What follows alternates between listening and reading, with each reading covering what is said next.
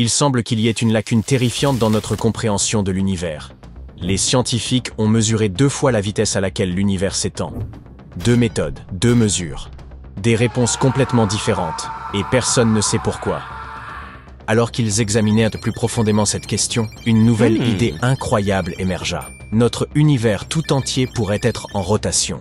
Si c'est vrai, alors tout ce que nous savons sur l'espace, le temps et sur la façon dont le monde finira en est bouleversé.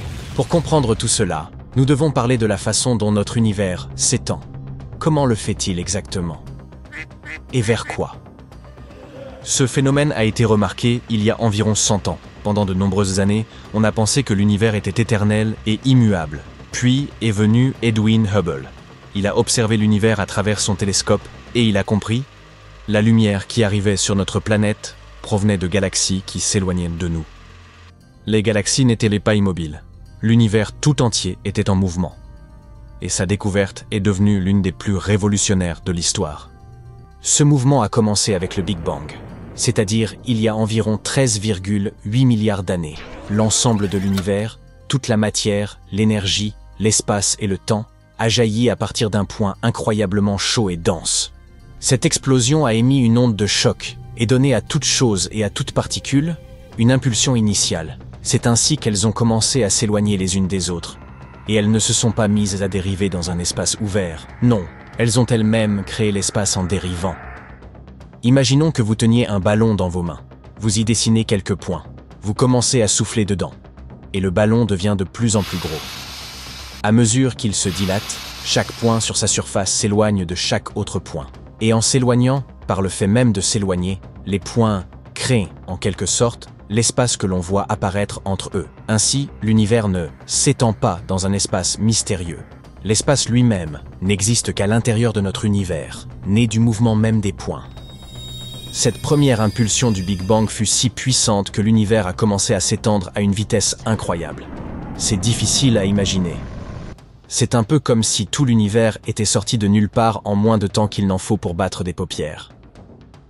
Vous ne l'auriez même pas entendu, car il n'y a pas de son dans le vide. Il n'y aurait rien, puis vous cligneriez des yeux et boum, le monde serait partout. L'explosion fut si importante que l'univers continue encore aujourd'hui de s'étendre. Des milliards et des milliards d'années plus tard, l'espace continue de s'étirer, chaque point s'éloignant toujours plus. Et nous sommes nous aussi l'un de ces points. Nous avançons simplement à un rythme plus doux, en quelque sorte. Alors, quand nous avons compris que tout s'étendait, la question a été la suivante. À quelle vitesse? Eh bien, il s'avère que la vitesse de déplacement varie selon les galaxies. Nous avons remarqué que plus les choses sont proches de nous, plus elles s'éloignent lentement. Et plus une galaxie est éloignée, plus elle semble s'éloigner rapidement. Et puis elle bouge constamment. Nous disons, par exemple, cette galaxie se trouve à 100 mégaparsecs. Mais comme les galaxies ne restent pas réellement en place, cela signifie cette galaxie s'éloigne de nous à une vitesse d'environ 6920 km/h. Si la distance double, alors la vitesse de la galaxie double. Donc, par exemple, si une galaxie se trouve à 1 million d'années-lumière, elle s'éloignera de nous à une vitesse d'environ 74 000 km/h. 2 millions d'années-lumière? Maintenant, elle s'éloigne à environ 148 000 km/h. 10 millions d'années-lumière? Presque 805 000 km/h. Les scientifiques ont appelé cela la loi de Hubble. La vitesse est égale à la constante de Hubble multipliée par la distance.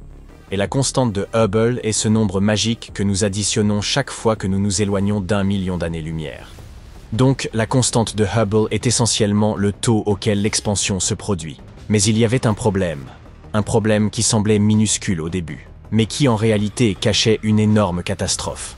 Lorsque nous avons mesuré la constante de Hubble, en utilisant 2 méthodes différentes, pour une raison ou pour une autre, nous avons obtenu des résultats différents. La première méthode consistait à la calculer en se basant sur ce que nous voyons autour de nous en ce moment, aujourd'hui. Différentes étoiles, galaxies, leur lumière et leur luminosité. Pour certaines étoiles, la luminosité change de manière prévisible. Les immenses explosions d'étoiles, par exemple les supernovas, sont pour nous des sortes de phares cosmiques. Nous savons à quel point elles doivent briller et, grâce à cela, nous pouvons calculer leur distance et leur vitesse. Tout est clair et simple. Mais ensuite, les scientifiques ont essayé quelque chose de totalement différent. Ils utilisent souvent cette astuce. Pour comprendre comment l'univers primitif se comportait, ils créent une simulation des origines. C'est comme si vous créiez vos personnages dans les Sims, puis que vous les laissiez agir tout seuls en espérant qu'ils se comportent de manière prévisible et ne se mettent pas à faire n'importe quoi. Nous pouvons imaginer à quoi ressemblait l'univers primitif parce que nous pouvons encore détecter la faible lueur résiduelle du Big Bang.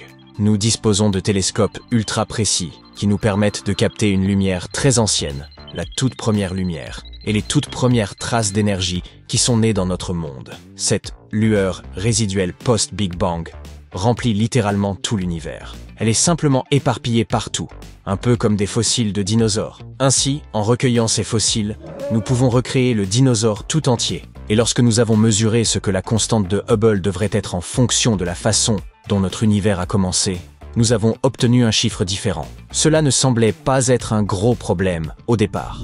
D'après ce que nous observons aujourd'hui, tous les 3 millions d'années-lumière, les choses accélèrent d'environ 64 km par seconde. Mais d'après ce que nous savons sur la manière dont notre univers est censé se développer, ce chiffre devrait être d'environ 72 km par seconde. Donc une petite différence d'environ 8 km par seconde, c'est ça? Mais en cosmologie, c'est un véritable problème. Les marges d'erreur ont tellement baissé qu'on ne peut plus s'exclamer « Bon allez les gars, on va dire que c'est bon ». Non, on s'arrache les cheveux chez les astrophysiciens. Les scientifiques ont appelé ça la tension de Hubble. C'est une grosse différence entre deux mesures super précises basées sur des méthodes différentes. Lorsque les deux mesures semblent tout aussi correctes, imaginez que vous utilisiez deux horloges ultra précises pour vérifier la vitesse à laquelle un athlète parcourt une certaine distance, et qu'à la fin, l'une des horloges vous indique 10 secondes, tandis que l'autre indique 11 secondes. Qu'est-ce que ça peut bien vouloir dire? C'est terrifiant. Ces deux chiffres devraient correspondre, et comme ce n'est pas le cas, alors l'une des trois choses suivantes doit être vraie. D'abord, il se peut qu'une des mesures soit erronée, ce qui est très peu probable, car les deux méthodes utilisées sont extrêmement fiables. Ensuite, peut-être qu'il y a une erreur dans notre interprétation, mais cela aussi est peu probable, car de nombreux scientifiques obtiennent les mêmes résultats et s'accordent à dire que la tension est réelle. Et enfin, l'option la plus effrayante, notre modèle complet de l'univers porte en lui une lacune. C'est pour cette raison que les scientifiques sont si bouleversés. Et il s'avère qu'ils ont une bonne raison de l'être. Récemment, une nouvelle équipe de recherche à Hawaï a proposé quelque chose de fou. Et si l'univers tournait très lentement? Si c'est le cas, ce serait absolument insensé. Voici pourquoi. Premièrement, si l'univers est en rotation, même très lentement, cela signifie que les lois de la physique sont légèrement différentes selon l'endroit où vous vous trouvez ou la direction vers où vous regardez. Cela démolit l'une de nos idées les plus sacrées en physique, que l'espace est identique dans toutes les directions. Deuxièmement, cela pourrait signifier que nous avons mal compris l'histoire cosmique depuis le début. Peut-être que nous ne savons pas réellement à quelle vitesse l'univers s'étend quand il est né, ni ce qu'est l'énergie sombre. Ce serait une énorme catastrophe. Et enfin, le plus terrifiant. Si l'univers tourne, il doit bien tourner autour de quelque chose, n'est-ce pas? S'il y a un axe ou une rotation cosmique, alors il doit y avoir une direction privilégiée. Quelque chose comme un nord cosmique. Nous pensions qu'il n'y avait aucun endroit spécial dans l'univers, mais nous nous sommes peut-être trompés. Peut-être qu'un tel endroit existe après tout. C'est comme de découvrir soudain que la réalité elle-même n'était pas exactement ce que nous croyions. Nous nous trouvons donc à un moment à la fois excitant et effrayant de notre histoire cosmologique. Soit nous découvrirons de nouvelles lois, et peut-être quelque chose sur l'énergie sombre, soit nous trouverons une erreur subtile dans l'une de nos mesures.